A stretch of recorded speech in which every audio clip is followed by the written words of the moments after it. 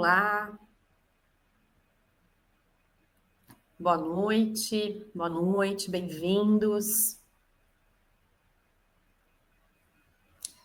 Boa noite a todos. A gente está ao vivo aqui no canal Dando Olhar. Vamos chegando então para a gente conversar sobre esse assunto tão importante. A gente está numa semana chegando então de bastante debate, né, sobre a democracia, muito perto do golpe militar também, né, no marco do golpe militar. Na semana que vem a gente tem essa difícil lembrança, né, na nossa história. E a No Olhar vem trazendo, então, para a discussão, nos seus projetos recentes, essa memória dessa época, esse resgate da história e também o papel de mulheres, né, um papel fundamental contra a repressão. Por isso, a gente se propôs a fazer aqui alguns encontros para falar sobre isso, para aprofundar esse debate. E esse encontro aqui é uma contrapartida ao edital de fomento 2 de 2023 da Lei Paulo Gustavo, aqui no município de Campinas. Ana Paula Pinheiro, minha sócia, parceira na Nolhar, está aqui comigo. Boa noite, Ana Paula. Boa noite, Má. Boa noite para todo mundo que está começando a acompanhar aqui esse encontro para discutir esse tema tão profundo, né, como a Marcela bem colocou. E nós temos uma convidada que é uma especialista nesse assunto, que tem anos de pesquisa a esse respeito, a Maria Cláudia Badan, socióloga, historiadora. Então, vou apenas resumir, porque seria difícil dizer toda a bagagem da Maria Cláudia, mas a Maria Cláudia ela é mestra em sociologia pela Unicamp, é doutora em história social pela USP e tem 2 pós-doutorados também em temáticas relacionadas, né, ao protagonismo feminino, à sociologia, à história.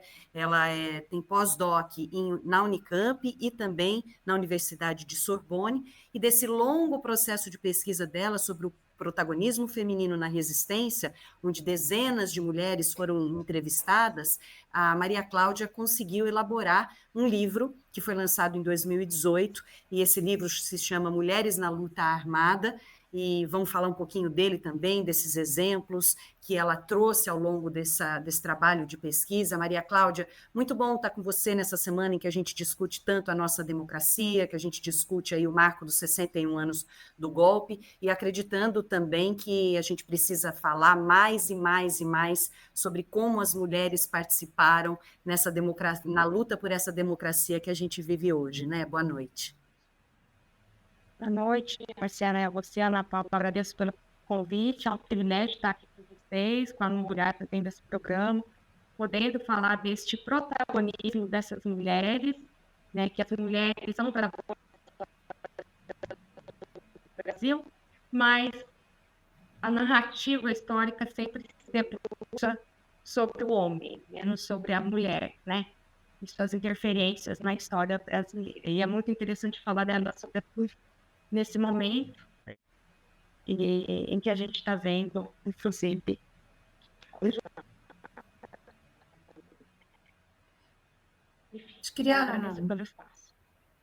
A gente que agradece demais. Boa noite. A gente já pede desculpa aí o eventual atraso, né, nas falas. Às vezes a gente vai atravessar um pouquinho a fala uma da outra, porque transmissão ao vivo é assim mesmo, né? Tem essas questões todas de conexão.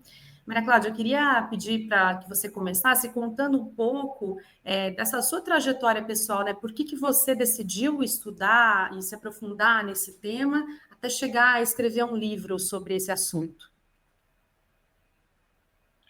Então, já estava fazendo no mestrado, que eu fiz na Unicamp, um trabalho meio fronteira, literatura, sociologia, história, uma pesquisa sobre o final da Ação Libertadora Nacional, que era a organização que surgiu, que ganhou uma cena nacional, né, porque teve como um dos grandes líderes Carlos Marighella, que saiu do Partido Comunista quando se deu conta de que a luta legal tinha chegado ao fim e propôs a luta clandestina e a luta armada contra o terrorismo de Estado da ditadura brasileira, que foi lutada a partir de 64.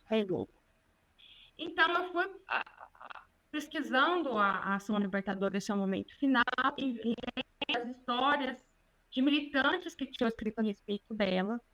Sobretudo, eram memórias de militantes homens. E quando eu vi pesquisar naquela época, era do Brasil Nunca Mais, o acervo do Brasil Nunca Mais, que está depositado no arquivo de Gabinete da Unicamp, que até então era documento disponível para a gente. Hoje o PNM é digital, então você pode procurar online os processos. Eram 85 processos da ILN, nesses processos havia muitos nomes de mulheres, em várias atividades, em uma militação muito diversificada, e essas mulheres não apareciam. Sempre se falava da ILN também no masculino, os dirigentes da organização e os guerrilheiros se contavam. As mulheres não. Eu falei, bom, uma lacuna, até então não tinha nada falando sobre as mulheres na luta armada, quer dizer, tinha sobre a luta armada. Nas grandes organizações de projeção nacional, enfim, que teve implantado em vários estados do país, que envolveu muita gente. A gente não tem um número fixo, porque era organização clandestina, e ela era uma forma de atuação muito horizontal, então quem quisesse fazer parte da LN não precisava pedir autorização, desde que você concordasse com a organização, você poderia atuar. E justamente essa configuração da organização facilitou a entrada de muitas mulheres, que poderiam fazer parte de várias atividades ali, não necessariamente para o núcleo armado, especificamente. Eu queria tratar da militância da mulher sem cair no estereótipo da guerrilheira de... Maria Cláudia, eu vou te interromper. Muito... Maria Cláudia, eu vou te interromper só um pouquinho, porque a gente está tendo algum tipo de interferência no seu fone e realmente não estamos conseguindo ouvi-la. Então, acho que talvez a gente possa tentar você chegar um pouquinho mais perto do computador e ficar sem fone para ver se a gente consegue melhorar um pouquinho o entendimento da sua fala.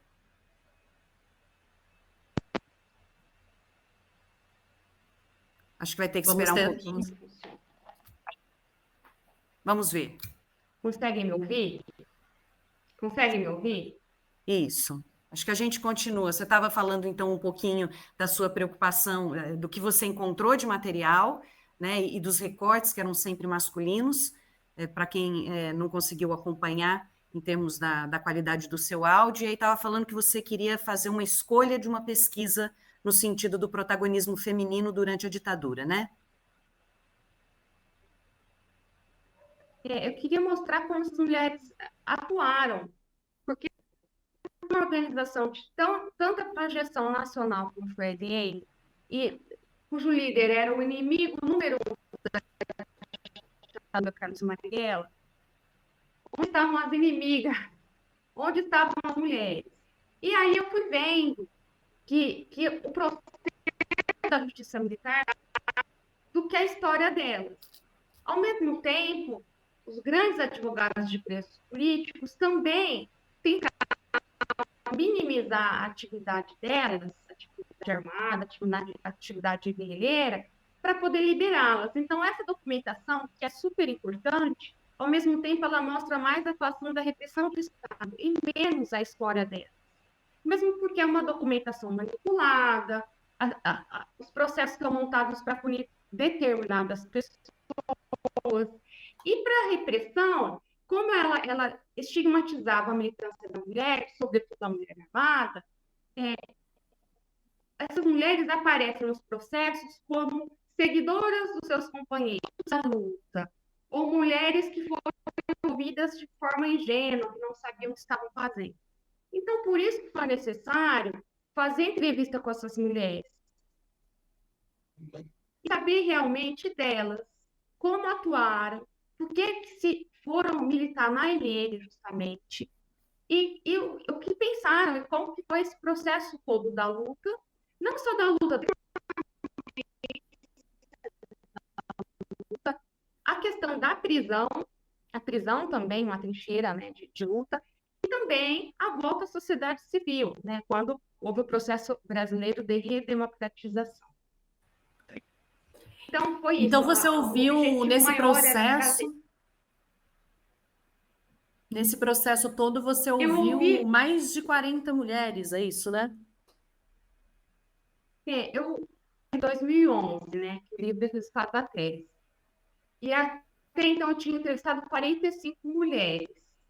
Depois, quando eu publicar em 2018, já tinha se passado alguns anos. E aí eu conseguia entrevistar mais 5 mulheres E ainda consegui agregar algumas informações da Comissão Nacional da Verdade, que também disponibilizou alguns depoimentos públicos.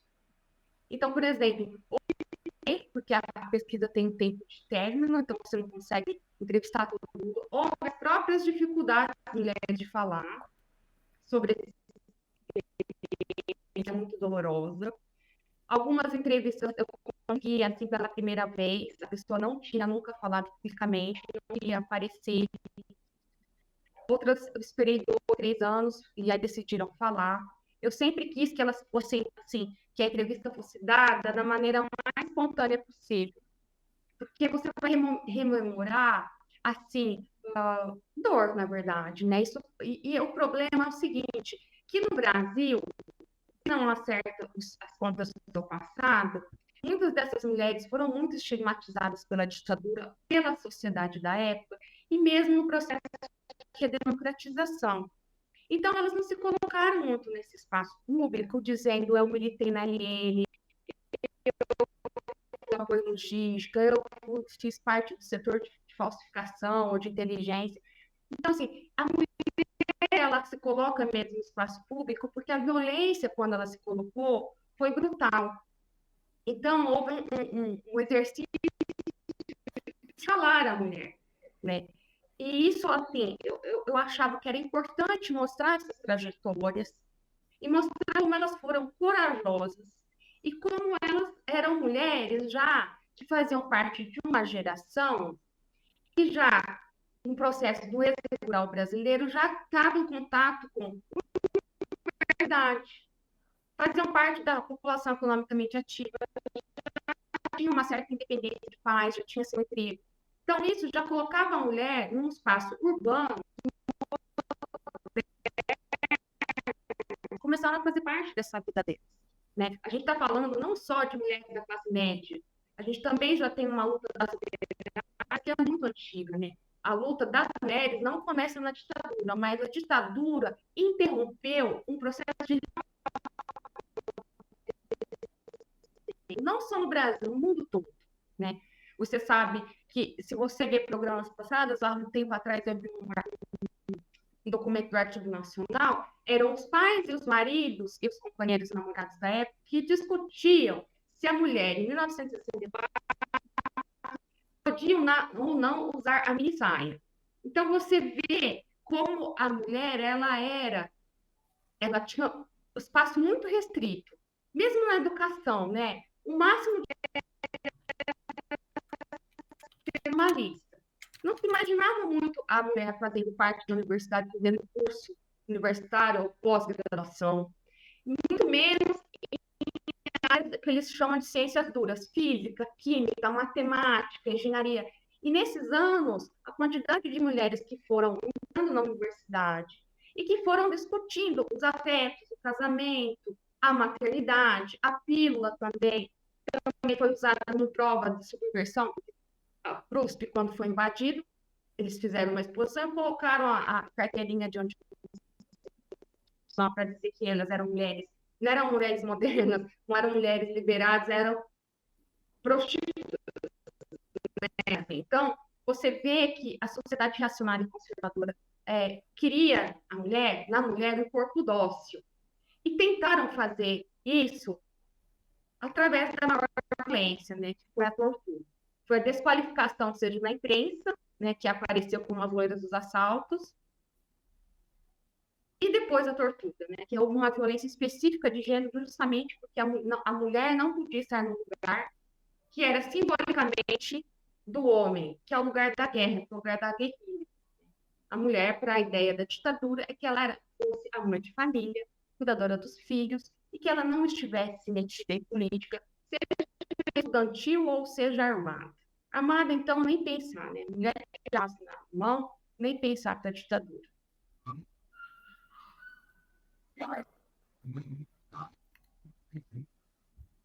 Desculpa, meu microfone estava fechado aqui. E aí, nessas histórias todas que você encontrou pelo caminho, você comprova que, pelo contrário, né? Toda essa ideia era falsa e equivocada. O que você pode ressaltar em termos de... Claro que todas elas são importantes, né? Mas teve alguma que te chamou mais atenção, que você queira contar aqui para a gente? É, são muitas histórias muito emocionantes, muito surpreendentes. Sabe o que me chama muita atenção? E eu vou falar isso porque eu acho que é uma pessoa que a gente cabe destacar. Eu entrevistei a Ailton Gomes. A Ailton Gomes passou para a história como sendo a mulher do Virgílio Gomes da Silva, que foi o comandante militar da ação de captura do embaixador americano e é considerado o primeiro desaparecido do Brasil. Ela já era uma militante operária desde os anos 40 e 50. E ela fez parte que ela pôde. Ela era mãe de 4 filhos. Então, ela participou do sindicato comunista, mas não era do Partido Comunista, mas não tinha direito ao voto majoritário, mesmo do Virgílio. Ela fez greve na nitroquímica, foi presa, já tinha passado por experiências da luta operária, passou a fazer parte de uma base da LN que ficava estabelecida na região de Ribeirão Preto. Era uma casa afastada, sem energia, perto de uma estação de trem desativada, e era uma área de recuo da LN. E a Hilda passou para a história como a mulher do Virgílio. E ela já era uma militante. Ela já cuidava de uma casa que recebia militantes que precisavam sair de São Paulo, que precisavam se esconder, ou mesmo que ficavam nessa casa para depois sair do Brasil, ou para salvaguardar a vida, ou justamente para mobilizar a militância, que alguns iam passar pela nossa casa, iam para fazer treinamento em grupo. E eu acho assim, que a Hilda foi muito corajosa, porque você pergunta para ela, ela fala, eu não podia fazer mais porque eu tinha 4 crianças, mas eu apoiava o grupo. Ela era uma mulher muito mais velha que a geração, né? Ela foi presa, ela estava de saída do Brasil, ela foi presa junto com a Manuel Ciro, que tinha participado da captura do Elbrick. E eu acho muito interessante porque ela assim, não é uma pessoa que tem uma instrução, não é uma militante que fez parte da classe média, não era uma universitária, tinha estudos mais precários, porque a vida da militância, da operária é precária nessa questão dos estudos, está sempre se deslocando também, e faz parte dessas famílias revolucionárias também, simpatizantes do partido. Então, eu acho, ela foi presa, enfim, ela vivia numa casa que era temporária, então, assim, a repressão torturava ela, fazendo chacota da casa dela e usando justamente a relação que ela tinha com o Virgílio para chantageá-la e para desmerecê-la, falando assim, como você vivia naquela casa de pobreza, porque a casa dela era feita de caixotes. Ela me disse, a melhor coisa que eu tinha em casa era a minha, que era casa provisória. E por quê? As organizações armadas, elas usavam dinheiro para militância. Então, os aparelhos, como eles chamavam, eram muito franciscanos, sabe? Então, eram lugares de passagem, né? As expropriações bancárias que eram realizadas era para manutenção de aluguéis, de comida, de armas, de transporte. Então, não era enriquecimento próprio. Então, eu acho que a figura dela é muito emblemática dessa mulher que é mãe, que é militante, que teve um lado, que acreditava na causa e que me disse, eu fiz aquilo que meu coração pediu. Eu dei o meu melhor. E ela foi presa e ela não tinha registro da prisão dela, quase. 3 filhos dela foram presos juntos. Ela foi afastada dos filhos. E depois, quando ela sai da prisão, ela ainda é monitorada. Então, a repressão, ela fazia de uma maneira que a pessoa, mesmo depois de sair da prisão, ela ainda não tinha como viver, ela não conseguia emprego, porque ela ainda era monitorada, não tinha atestado ideológico, nem podia, quem ia dar atestado ideológico para trabalho era o DOPS, então ela já estava comprometida, então ela falou, eu fui para Cuba. Cuba me tratou, recebeu meus filhos, eles fizeram a formação deles, que eles não teriam possibilidade no Brasil. E o Virgílio lá é considerado um herói, e aqui no Brasil é considerado um assassino, né? Então, assim, eu acho que a figura dela é muito forte dessas histórias de mães, de operárias, de pessoas que tinham um compromisso político e que ficaram erroneamente colocadas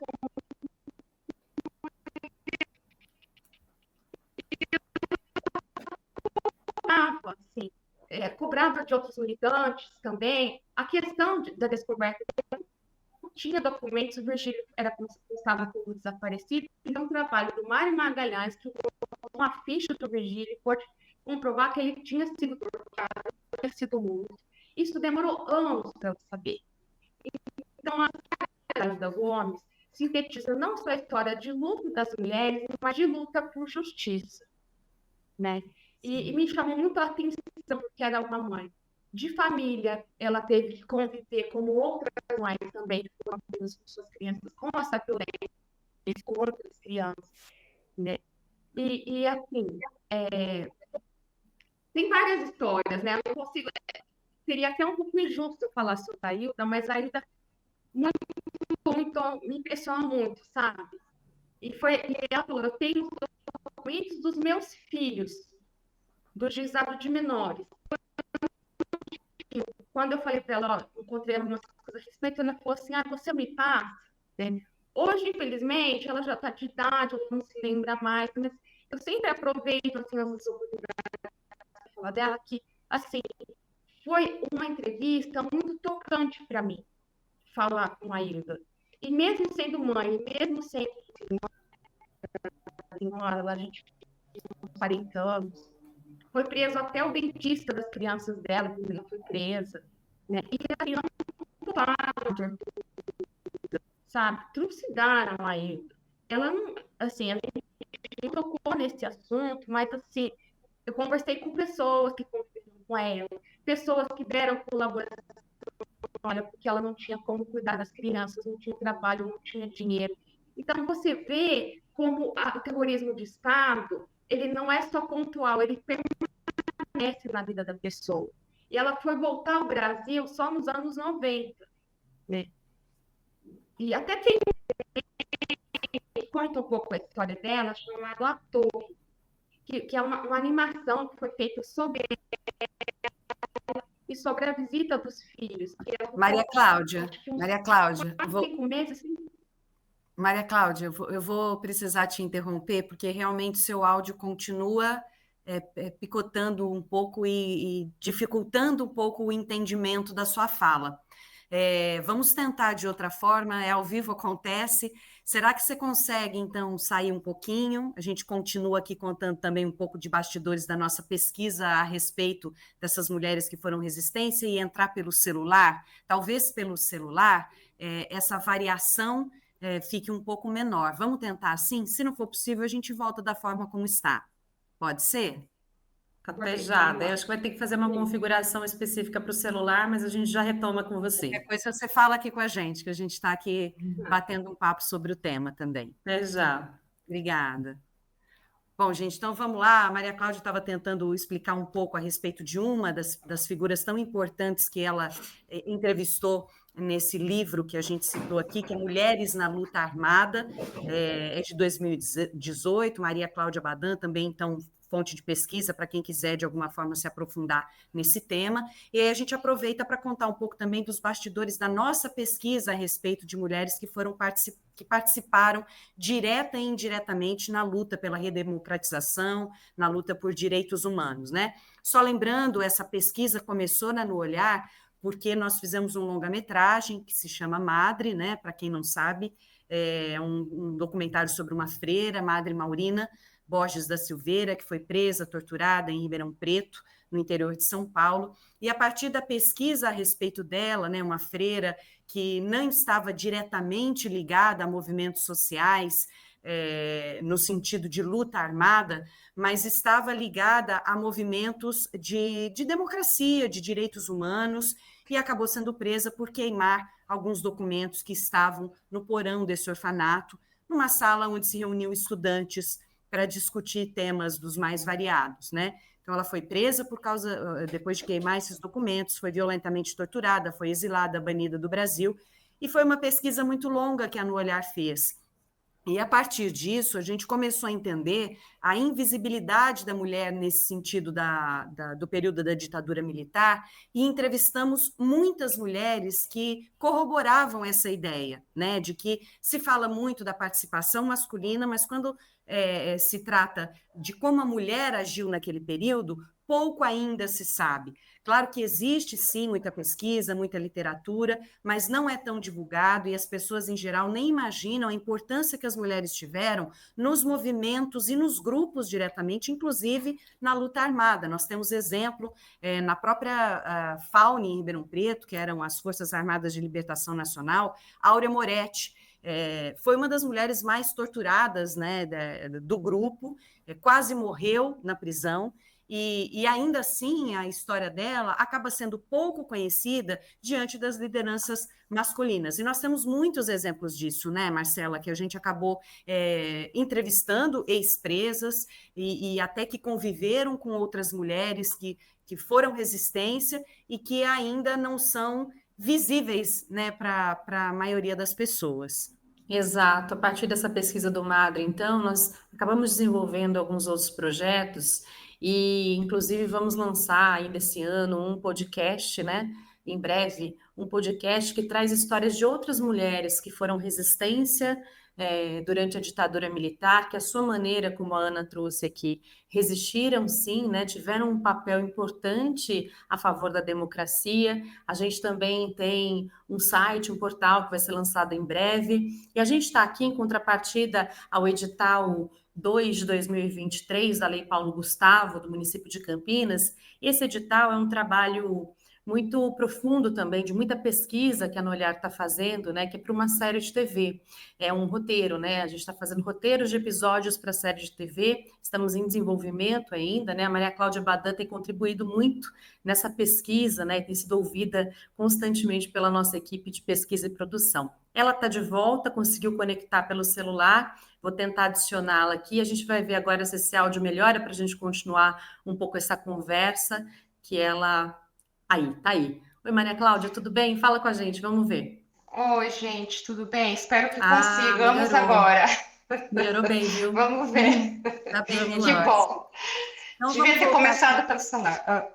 Você estava falando um pouco, a gente pediu aí para você citar um exemplo, né, de uma mulher. Um exemplo. E aí eu sugeriria agora que a gente partisse para aquilo que é comum a todas essas mulheres que foram invisibilizadas, no sentido da gente falar das várias camadas de resistência, né? Então, a gente tem percebido, muito se falou com o filme Ainda Estou Aqui, a partir do posicionamento forte da Eunice, né, e da confirmação de que aquilo que ela fez foi, sim, resistência, repensar um pouco as várias camadas de resistência das mulheres durante o período da ditadura militar. Então, eu queria que você falasse um pouquinho isso, né?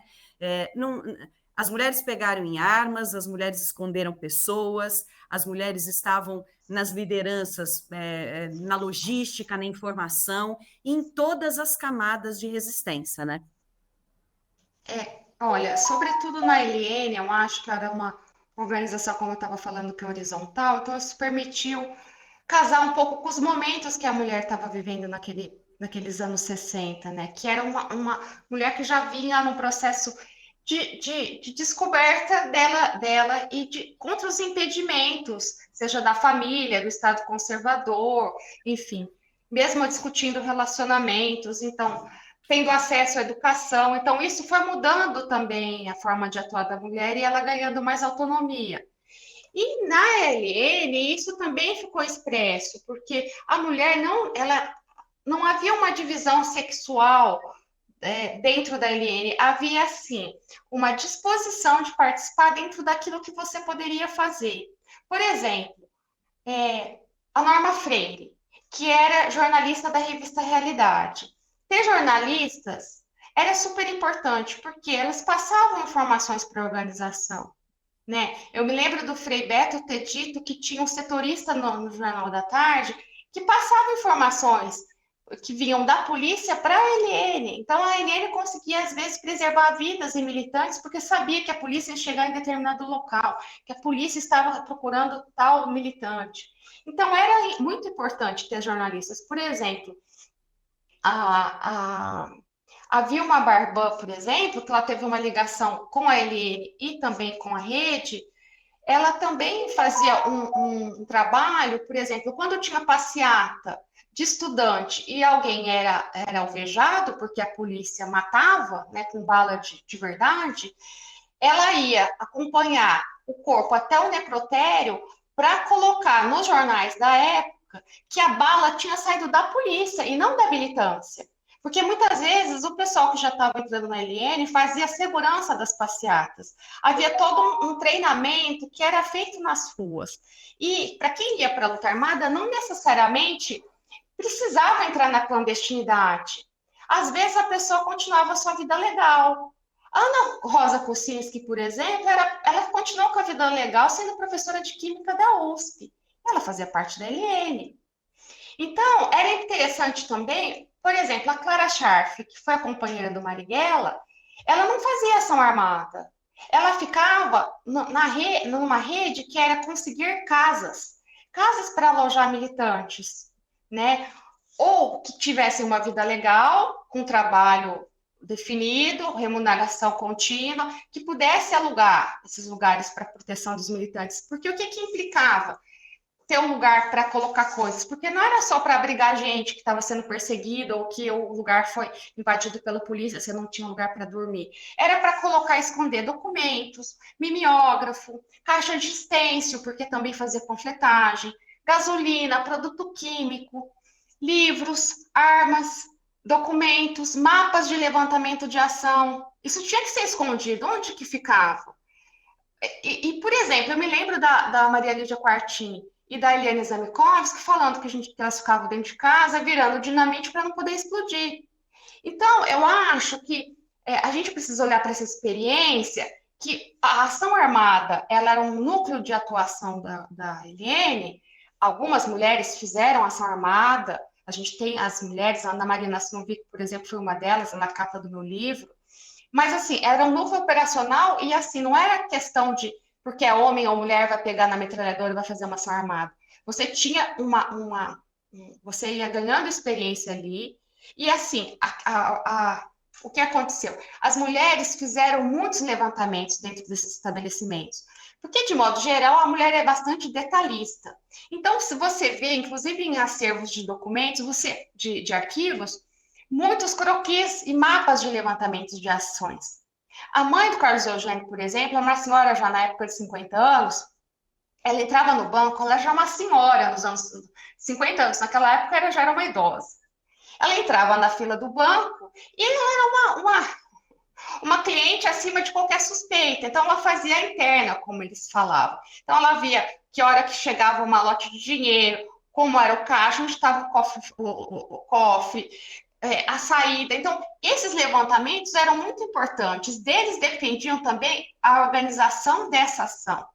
E também a mulher que estava na externa, que eles chamavam do transbordo, que ficava fora para ver se acontecia algum problema na saída, porque a saída é muito importante para não ser cercado pela polícia. Então, as mulheres fizeram um pouco de tudo, fazer passaporte. Por exemplo, um detalhe, a mulher, ela precisava se comportar com uma certa elegância. Dá muita moleza ficar usando minissaia e sandália franciscana, porque isso era muito ligado ao movimento estudantil. Então, quem vestia as mulheres da ELN, a Betty Chachamovitz, que era sobrinha do Samuel Weiner, que foi jornalista, ela tinha uma tia que tinha uma boutique chique na Oscar Freire, em São Paulo. Então, conseguia roupas para as meninas. Então, você vê que a mulher, ela usou também de forma ardilosa a sua condição de gênero, que era insuspeita, para poder militar. As batas, que eram dos anos 60 muito famosas, na época, serviam também, porque disfarçavam o corpo. Então, são vários estratagemas e vários detalhes, às vezes, que fizeram a diferença entre a vida e a morte. É interessante você mostrar como a mulher foi inteligente, criativa e ardilosa. Dentro da prisão, também. Essas mulheres faziam crochê, porque vendiam artesanato, faziam medalhões, aprenderam código Morse, passavam recados para fora. Houve tentativas de fazer ações de dentro da prisão fora, por exemplo, interceptar um carro da ambulância que levava gente do presídio de Tiradentes para a Santa Casa para poder tirar a pessoa da prisão. Houve pontos, houve denúncia de tortura por recados, por coisas passadas escondidas, por mensagens cifradas. Então, eu acho que a militância para a mulher foi um terreno da criatividade, sabe? E também dela mostrar do que ela era capaz. A questão de fazer ação armada, tinha militantes homens que não tinham habilidade com armas, que às vezes até não conseguiam, assim, não estavam... Por exemplo, o Joel Rufino, ele encabeça um processo da ANN que é atribuído ao setor de apoio e logística. Ele encabeça, mas são 7 mulheres. O que a repressão dizia? Bom, essas 7 mulheres não são militantes, são as amantes dele. E justamente essas mulheres estavam dando aula, as professoras usaram os espaços da universidade e das escolas para militar, fazer conscientização social, usavam mimeógrafo, às vezes usavam espaços da escola, às vezes para esconder alguma arma. Então, assim, eu acho que as mulheres foram capazes de colocar todas as esferas da vida a serviço da militância. A escola, os espaços de cultura, teatro, música, cinema. A gente tem artistas que apoiaram. A gente tem a Marília Medalha, que visitava e funcionava como pombo correio na prisão. A gente tem a Norma Bengel, que é a cineasta e diretora de cinema, que era ela quem ajudava a cuidar da casa onde estava o embaixador suíço capturado. E ela alojava a gente que precisava de pouso, de passar uma noite. Às vezes, as mulheres dirigiam também. O Marighella, por exemplo, ele mesmo não dirigia. As mulheres já tinham aquela coisa de ter a carteira de motorista, de começar a dirigir, então, nesse transporte. A gente tem o exemplo de uma militante que ela não foi do setor armado, ela não fez ação armada, mas ela era médica, psiquiatra, ela internava os perseguidos políticos como pacientes numa clínica de repouso em Santo André e ajudava a sair do Brasil, e ainda dava um comprimido de Optalidon com a rota de saída. Então, assim, eu acho que essa valorização do setor armado acaba caindo num certo estereótipo da guerrilheira armada e faz uma valoração que não existe, porque tudo ali era importante. Então, qual era mais importante, fazer uma ação armada num banco ou tirar uma pessoa perseguida por um esquema de fronteira? E a Lei de Segurança Nacional não tinha muita diferença, assim, punitiva, porque, por exemplo, uma pessoa que distribuísse um panfleto podia pegar 4 anos de prisão. E eles tinham 2 figuras punitivas, eram as filiadas e as mantenedoras. As filiadas, geralmente, eram aquelas que estavam na ação armada. E as mantenedoras eram aquelas que estavam no setor de apoio logístico. E muitas vezes as penas das pessoas do setor de apoio logístico foram muito maiores do que o pessoal que estava na ação armada. Então, assim, eu acho que a gente tem que olhar para essa experiência de uma maneira assim mais concreta. Olhar para ela como uma experiência menos amadora, inclusive. Porque, assim, a proposta de luta armada foi também uma proposta que veio de dirigentes experientes do partido, Marighella, Joaquim Câmara Ferreira, Apolônio de Carvalho. Então, assim, a gente tem várias figuras da política brasileira, do Partido Comunista, que optaram por essa resistência armada quando as vias legais eles não encontraram caminho. E, claro, tem uma configuração na LN muito diversificada, de mulheres que não necessariamente tinham vínculos orgânicos com o partido ou com grupos, mas que estavam contra a violência de Estado. E tem um capítulo também na tese que eu falo sobre as mães. As mães foram muito importantes. Elas acompanharam essa militância dos filhos, ajudaram a salvar esses filhos, enfrentaram os generais, foram nos lugares das prisões para poder encontrar, denunciaram, entendeu? Muita coisa, passaram para fora do país para fazer a denúncia, porque a ditadura negava a tortura, que a tortura existisse. Então, e foram mulheres que foram se conscientizando nisso. Algumas mulheres, mães de família, também entraram na ação libertadora, entendeu? Então, assim, a Dona Maria, por exemplo, a mãe do Carlos Eugênio, foi fazer treinamento em Cuba aos 50 anos. ficou 2 anos em Cuba, fez curso no ponto zero de guerrilha, fez curso de enfermagem, voltou para cuidar das pessoas que eram feridas. Era E é muito importante ter na organização. interessante você trazer essa questão delas usarem, né, das mulheres, da maioria delas usar a inteligência, né, ter essa perspicácia de usar realmente um sistema que era opressor, né, que era violento do ponto de vista de gênero, né, que subjugava a mulher, e elas conseguiam inverter o jogo a partir daí, conseguiam dar uma volta, vamos dizer assim, nesse sistema. E, enfim, tinham ações muito que iam muito para frente, muito bem, né? Inclusive, a partir disso. E Só que eu assim, acho que a gente também era legal, seria legal a gente pontuar que essa questão de gênero, né, que se deu com muita violência também à medida que elas são presas, que elas são pegas, né? E a gente olhar para essas histórias que você ouviu e entender, né? Onde é que se deu essa violência de gênero, esse recorte, a partir do momento que elas vão ser encarceradas e que elas estão na mão desse Estado que é opressor e violento naquele momento. então, olha, assim, eu acho que a repressão teve essa violência específica de gênero porque a mulher estava num lugar que não era para ela estar, né? Então, o estigma e a desqualificação da participação dela está no processo da justiça militar, que a todo tempo desprestigia ela, ela foi uma ingênua, né?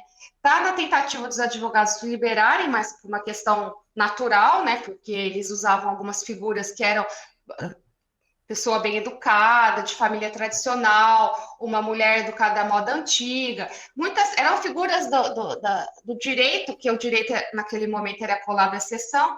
A gente também tem que destacar as advogadas de presos políticos, a gente fala muito dos advogados, a gente fala sempre nessa experiência masculina, tem que falar sempre também no feminino, porque elas estiveram ali, lado a lado, e assim... usaram tudo que elas podiam ter de recursos delas, de criatividade delas, e inclusive esse preconceito de gênero que era da época da sociedade, a seu favor, assim, como se fosse um álibi ideológico para elas poderem militar, né? Essa questão do usar o corpo no confronto, enfim. E na prisão, por exemplo, tem histórias de solidariedade, é interessante isso. Por exemplo, eu me lembro da Ana Maria Ramos contar que ela fazia massagem nos pés da Denise Crispim. A Denise Crispim foi presa grávida, foi super torturada, como todos foram. E, assim, é um gesto, assim, que você fala, nossa, ela fez... A pessoa estava toda destruída. E você fazer uma massagem nos pés é de um afeto, tem muita a dimensão disso, né? Você está falando Assim, da Ana Maria Ramos Estevão? Isso. Ela está aqui com a gente, inclusive, na live, queremos agradecer. Ela fez um comentário aqui, dizendo que continua resistindo, desejando boa noite a todo mundo. Essa mulher maravilhosa, né, ex-presa política, que está aqui acompanhando a nossa conversa. E aí, sinta-se à vontade para deixar aí seus comentários, se quiser participar aqui com interação, viu, Ana Maria? Obrigada por estar com a gente. E a Ana Cláudia, que coincidentemente, contando um pouco da sua história de resistência. Eu agradeço e mando um abraço por ela estar aqui. Ela também ajudou demais, ela tinha contato, ela conseguiu essas casas para militância, enfim. Todo mundo fez um pouco de tudo ali, né? Inclusive, assim, teve muita gente que estava em Cuba, então precisava... Não foi, assim, uma questão de ser totalmente setorizado. Você, ao mesmo tempo, fazia uma panfletagem à noite, você escrevia no jornal da organização, você fazia um documento falso, você se empregava numa empresa, numa fábrica para fazer o levantamento para outra ação. Então, você transportava gente de um lugar para o outro, você virava dinamite, como eu falei. Então, assim, não é uma coisa única. E estava todo mundo ali junto, porque todo mundo tinha a mesma.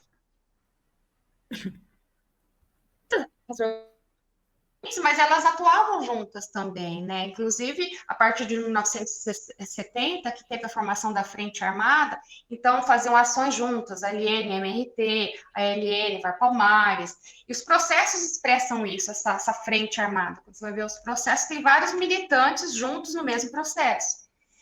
E as penas que... Eu queria, se você puder também pontuar, a gente tem falado de de todas essas camadas de resistência, e é importante lembrar também que muitas mulheres optaram, sim, por ir com os homens para frente, para a linha de frente, para a luta armada, e que fizeram treinamento com eles, e que, inclusive, em algumas situações, sofreram até um pouco de machismo dentro das próprias organizações também, né? Então, quer dizer, estavam atuando, inclusive, se necessário, na luta armada naquele momento, e poucas histórias de coragem de mulheres nesse sentido também são visibilizadas, né? Olha, eu acho assim, eu vou dizer uma coisa que vai destoar um pouco. Eu acho que cada organização armada lidou de forma diferente com a questão da mulher. O Marighella era um homem cercado de mulheres, e desde o Partido Comunista já estimulava as mulheres a participarem da luta. E assim, eu acho que eu não, em toda a pesquisa que eu fiz, assim, a sociedade da época era machista, era misógina, era conservadora. E, claro, isso poderia se refletir também nos grupos armados, dependendo da extração dele, por exemplo, se tivesse mais militares, a VPR tinha muitos militares, se fosse um grupo religioso, por exemplo, tem vários depoimentos de mulheres que fizeram parte da P que se queixam, tem gente que foi ligada ao PCdoB que se queixa, tem um depoimento bem conhecido da Crimeia que ela foi para lá e ela escutou dos dirigentes, se você não der certo, nenhuma mulher vem mais. Então, assim, eu acho que cada organização lidou de forma diferente, e na LN eu não soube de nenhuma questão assim machista, de exclusão de mulheres no setor armado. O que acontece é que a mulher, ela tinha uma experiência mais recente com armas, né? Porque a mulher a não ser que tivesse o pai militar, alguma coisa assim. Então, assim, era um processo mais recente para essa mulher, né? Mas, assim, houve dirigentes na organização que eram mulheres, Ana Bush participou do grupo armado, Amparo Araújo participou do grupo armado, Ana Maria Nasnovic da ação armada, Tânia Fala, a gente tem uma série de mulheres, a Gastone foi do setor de inteligência, Era Xavier fazia parte do grupo armado. Então, assim, eu acho que a gente tem que trazer as experiências dessas mulheres, e eu fui para a pesquisa muito com essa ideia, vocês sofreram machismo por parte dos dirigentes homens, teve algum obstáculo de vocês chegarem porque a hierarquia não era uma coisa rígida na LN, é isso que é importante falar. Como ela era na hora da ação, precisava ter uma certa hierarquia e organização, porque tinha que ser as pessoas que tinham experiência com aquilo. Você não vai colocar para fazer uma ação uma pessoa que não sabe dar tiro de metralhadora, geralmente quem usa metralhadora numa ação desse porte. Fora de uma ação, você não usa metralhadora. Então, assim, eu acho que eu fui muito com essa ideia, mas eu vi que na LN foi um pouco diferente, sabe? Houve muitas mulheres na LN. Eu fiz uma lista, pelo menos dos processos, eu cheguei a 330 nomes. Na verdade, assim, tinha que separar um pouco a LN e VPR ou VAR, ou outras, porque os primeiros processos eles colocavam tudo no processo da LN. Mas, assim, eu fiz 45 entrevistas, tinha muito mais gente para entrevistar, que eu não consegui, pelo tempo, porque eu não consegui chegar até elas naquele momento. Não é fácil você conseguir depoimentos dessas pessoas, né? Como eu falei, tem uma moradora, as pessoas não querem aparecer publicamente, porque as pessoas mudaram de vida. Porque também tem um processo, é importante a gente dizer, que a pessoa que passa pela tortura, a tortura silencia esse ser político. Ela faz de tudo para destruir esse ser político. E você convive com culpas. Então, você é como se fosse a destruição desse ser político pela ditadura. É isso que ela quer. Ela quer, inclusive, tem a figura do reeducando da ditadura, né? Pela violência, ela quer transformar você. Então, eu acho que muitas mulheres, como a repressão foi brutal e a violência de gênero foi brutal, voltar à sociedade civil, se assumir enquanto militante, faz parte desse processo também das sequelas da tortura. Então, eu acho que essa questão, tanto da luta e da participação das mulheres, as mulheres tiveram em todos os, vamos dizer, os setores da organização, não era totalmente setorizado, porque no final acabou todo mundo fazendo um pouco de tudo e aprendendo a fazer. O que eu mais quis mostrar na tese e no livro foi que a militância é uma relação construída. Você aprende militando. você erra militando. Então, você descobre suas qualidades de militante militando. Às vezes, você é melhor no setor estudantil, às vezes, você é melhor no setor de inteligência. Você tem a coragem, você tem a disposição de fazer uma ação armada, se empregar numa fábrica, de alojar gente perseguida, de ajudar a transportar. Então, assim, a Eliane teve abriu até uma empresa chamada Alina, de produtos de transporte de produtos de limpeza. Mas, na realidade, era uma empresa de limpeza, mas era para transportar produto químico.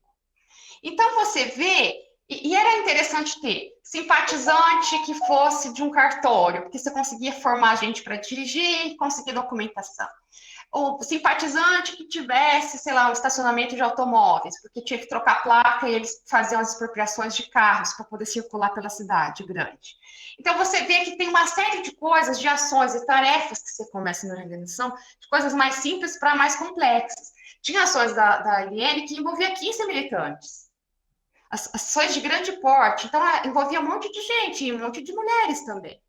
Então, eu acho assim, eu não vi essa questão, porque o que acontece? Muita gente que militou eram também amigos de faculdade, tem relações de afeto, conhecidos mais ou menos da mesma idade.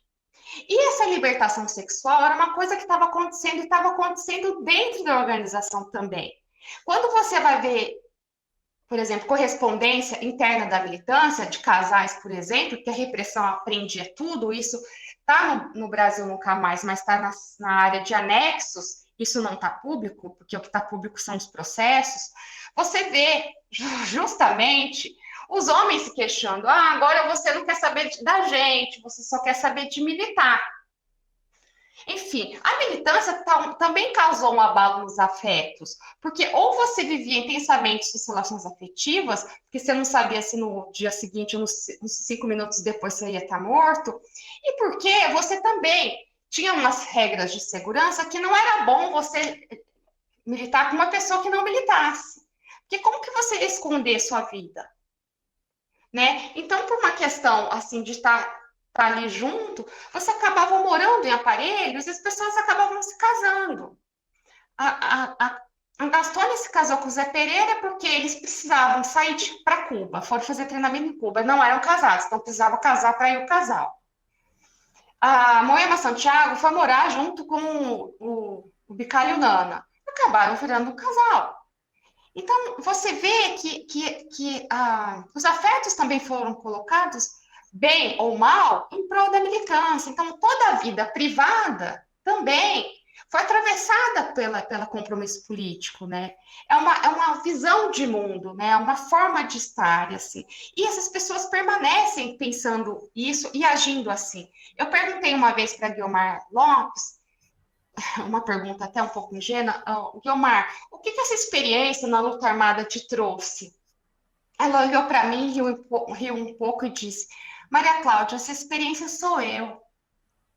Ou seja, é uma postura de vida dessas pessoas.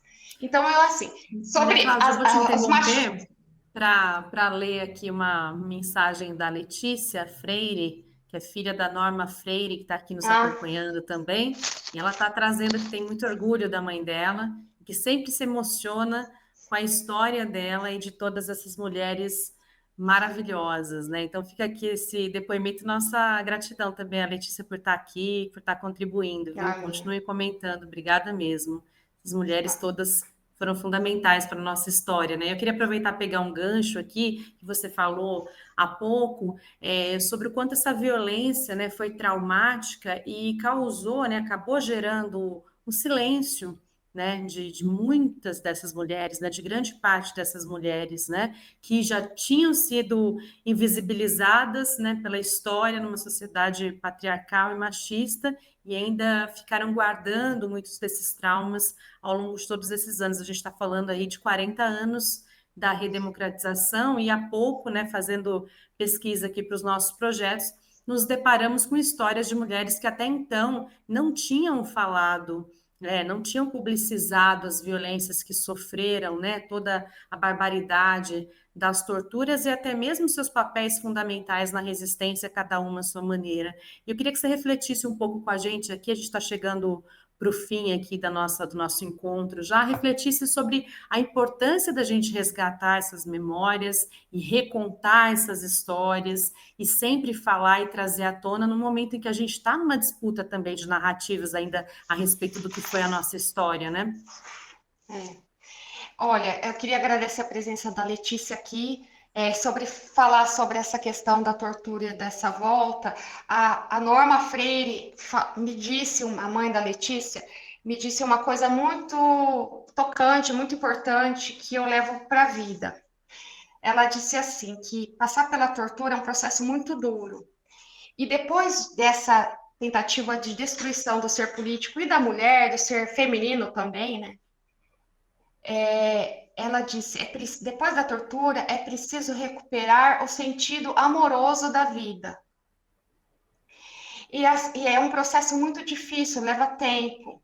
Então, falar com essas pessoas é dolorido porque muitas vezes elas ainda estão nesse processo. E essa experiência foi silenciada porque o que acontece, não houve a punição. Né? Essas vozes são silenciadas a cada vez que a gente, por exemplo, tem um presidente que louva um ditador, que louva um torturador, que tem tentativas de golpe, essa anistia incompleta que a gente teve, que foi uma luta, mas também foi uma imposição. Então, é importante, a luta das mulheres foi uma luta para não se curvar a todos os tipos de autoritarismo. E eu acho que a nossa luta e a punição hoje, e esse julgamento do Bolsonaro que começou ontem, é também essa tentativa de mostrar que existe um criminoso e que existe um crime contra a ditadura, contra a democracia. Então, eu acho e é interessante você ver como é simbólico no julgamento do Bolsonaro ter a Hilde Edgar Jones, ter o Paulo Vanucci, ter o Ivo Herzog, o filho do Herzog, e ter tantas outras pessoas que esperam a justiça do Estado, que esperem que se diga quem é o criminoso da democracia. Porque se a gente sempre anistia aqueles perpetradores de terrorismo de Estado, a gente avança e a gente silencia as experiências de luta e as violências permanecem, as tentativas golpistas permanecem, os atentados contra a democracia permanecem. Então, tem um caráter, a reparação, ela funciona, mas ela tem que ser uma reparação que não seja apenas financeira, porque cabe ao Estado. Porque é sobre o Estado que essas pessoas foram presas, foram torturadas, foram mortas e foram desaparecidas. Mas o Estado precisa responder. E é muito interessante a gente, nesse momento, ver a punição, porque não é a punição de um presidente. É a punição, porque junto com o presidente tem toda uma extrema-direita que pede o golpe, que baba por essa violência. E que também essa violência recai sobre a mulher. Como foi na ditadura, como foi, a mulher sempre acaba sendo esse botim de guerra. Né? A quantidade de mulheres que foram não só presas, torturadas, violentadas. Então, uma violência não vem sem a outra. Eu sempre falo, qual é a violência maior contra a mulher? Eu falei, todas. Daquelas que tiveram os filhos arrancados, daquelas que foram colocadas em manicômio judiciário, daquelas que foram enterradas em valas comuns, daquelas que tiveram que abandonar o país, viver no exílio. Então, assim, é uma violência que ela permanece. Ela é uma violência continuada. O próprio desaparecimento é uma violência, é um crime continuado. Então, eu acho que a gente precisa acertar o passo com a nossa história para que a gente construa outra história. Construa de forma democrática uma história. E que a gente julgue mesmo as pessoas que participaram dessa violência, que destruíram o Estado democrático, que destruíram vidas, que desapareceram com pessoas e que trazem essa violência, que trouxeram essa violência e que essa violência permanece no nosso país. Então, o fato do filme ter chegado a milhões de pessoas, sem ter que ela mostrar de forma espetacularizada essa violência, mas ela mostra que ela houve, sem ter que mostrá-la, é um passo muito importante, né? Que as novas gerações saibam dessa história. É importante o trabalho que vocês fazem, porque essa geração está indo embora. Quem vai falar sobre essa história, né? Então, assim, a gente vê que a luta pela memória, verdade e justiça, e na maior parte da justiça de transição, o que ela prega? A não repetição dessa experiência. E a gente está vendo como essa experiência se repete, e pode continuar a se repetir se não tiver justiça. Então, assim, o que eu gostaria de falar, assim, fundamentalmente é isso, né? Porque mostrar o que é um crime contra a ditadura. A gente está vendo o que é. A gente já viu em outros momentos da história. Tem um texto muito bom no Correio Brasiliense, do Lucas Pedretti, que eu li hoje, muito importante, falando o que é a anistia, quais são os sentidos que a anistia teve na história. A anistia foi um perdão àqueles perpetradores de violência de Estado, né? A luta das mulheres, inclusive do CBA e da Terezinha Zerbini com o movimento feminino pela anistia, foi que ela fosse ampla, geral e restrita. Enfim, foi